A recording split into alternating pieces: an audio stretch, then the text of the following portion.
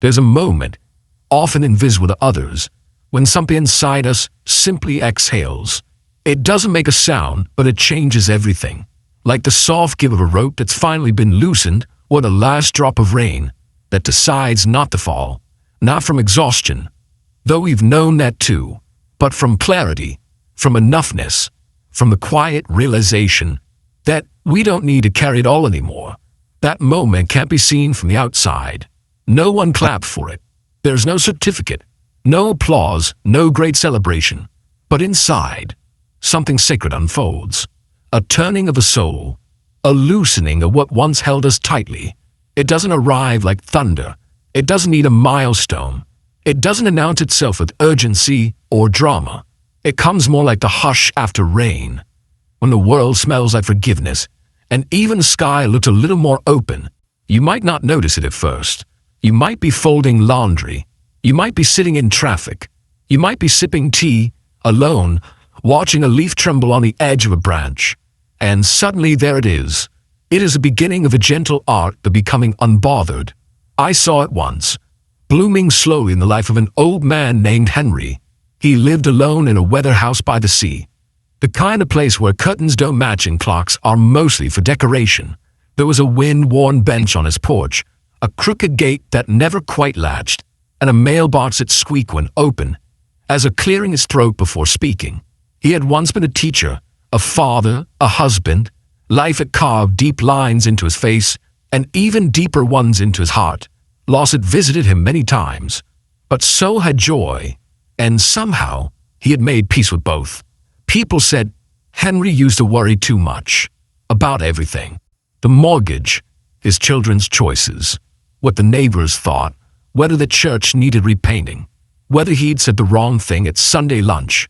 He carried the world like a fragile cup of water, always afraid it might spill. His hands trembled not from age, but from overcaring. He wanted everything to be okay, and for a long time, that meant carrying more than was his to hold. But something had shifted in him over the years, not all at once, but in small, almost invisible ways. A slow melting, a quiet becoming. By the time I met him in his 70s, there was a stillness to him that felt holy. He moved through the world like someone who had stopped arguing with it, not in defeat, but in quiet understanding, as if he had finally heard the language of the wind and knew it wasn't asking him to speak back. I once asked what had changed.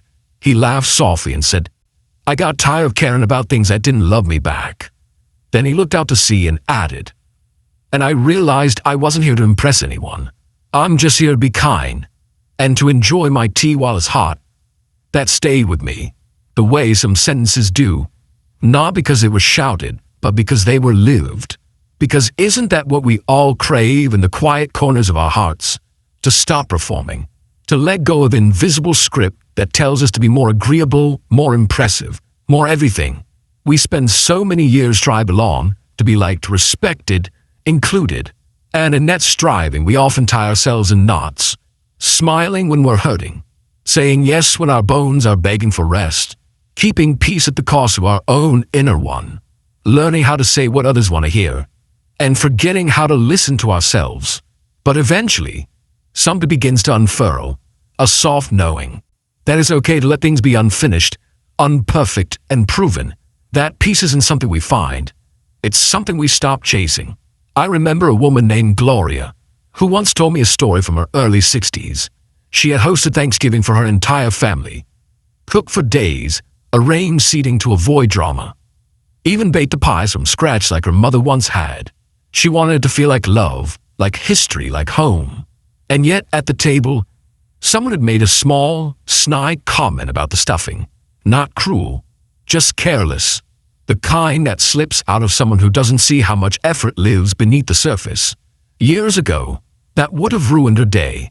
But instead, she smiled, not out of passive politeness, but because she finally made peace with this truth. Not everyone will taste the love you pour into things. And that's okay. What matters is that you did it with care, that you showed up with heart, that you tried. That was the first year. She didn't cry in the kitchen. There's a strange freedom that comes with age. If we allow it, the freedom to no longer chase the echo of others' approval, The freedom to say, "That's not for me," without guilt or explanation. The freedom to walk away from a conversation that lacks kindness and toward a garden that doesn't demand anything from you. One morning, I watched the sunrise alone on the porch, warm coffee in my hands, a blanket over my knees, the silence of early light wrapping everything in gold. And I thought, why did it take me so long to realize that stillness is not emptiness? It is presence. It is peace. It is the soft, sacred art of finally belonging to yourself. Somewhere along the way we learn that not responding is sometimes more powerful than the perfect response. That silence can be a sanctuary, not a punishment. That walking away is a weakness. It's wisdom in motion. We begin to notice the difference between what disturbs us and what deserves us. A friend of mine, age 78, once told me how she spent decades trying to please a sister who never once met her halfway. Birthdays remembered, visits made, letters written. One day, after another cold silence stretched between them, she set down her pen and whispered to herself, "I am allowed to stop trying." And in that quiet declaration, she wasn't angry. She wasn't bitter. She was free. Free from a loop of hoping someone would be what they had shown again and again they were not willing to become.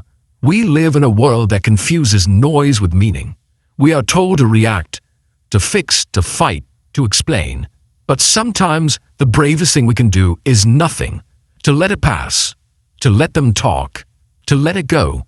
Becoming unbothered doesn't mean we stop feeling. It means we stop leaking ourselves into places that can't hold us. It is not indifference. It is discernment. It is not apathy. It is alignment. There's a tenderness to this way of living, not hard or sharp, but soft and sure. It is saying, I still care deeply, but I choose peace more often than I choose control. I still love, but I love myself enough to stop twisting into shapes that hurt. I still show up, but only where I am welcomed, not merely tolerated. When we age, we gain the quiet gift of perspective, the ability to look a storm and say, I've seen worse. The ability to hear criticism and say, that's not mine to carry. The ability to meet chaos with calm, not because we've given up, but because we've grown roots. We begin to trust the timing of our own hearts. We stop rushing to be understood. We realize that sometimes closure is simply deciding to rest anyway. I wonder, what would it feel like to be free from the ache of explaining yourself? To let your life speak in its own gentle language, through how you move, how you breathe, how you treat a stranger. What would it feel like to let people misjudge you and still sleep soundly? To let the noise pass like a train in the distance, while you sip your tea in peace. This is not the loud triumph of defiance. It is the quiet power of release.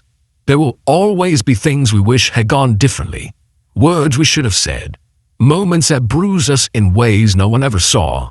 But even those begin to soften, and we realize we don't need to fix everything. We just need to be faithful to the quiet truth within us, to honor it, to live it, even if no one else notices. That is enough. In the end, the art of becoming unbothered is not about walls. It's about windows. It's about opening space inside and around you, where peace can enter and stay a while. So to you, dear heart, I offer this. You do not have to carry what isn't yours. You do not have to explain your softness to a hard world. You do not have to prove your worth to those who cannot see it.